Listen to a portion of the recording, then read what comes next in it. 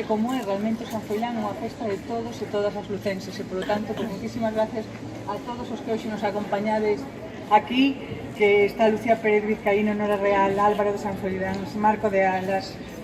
Tareixa dos Peludas, entre outras moitas cosas que vive Tareixa,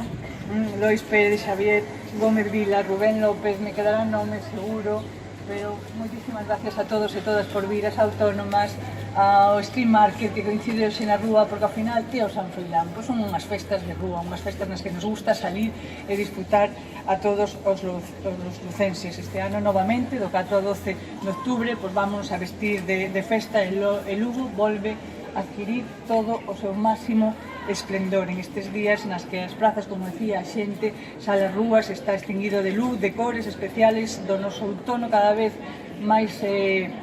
lumínico, con máis sol, esas cores que marcan que estamos de patrón un ano máis. O San Froilán é un pretexto para que unhas festas nas que Lugo sempre cidade aberta, se cabe, pois en estas datas moitísimo máis aberta que nunca, pois vamos a acoller, como decía ao principio, máis de 280 actos para satisfacer a todos os públicos, a todos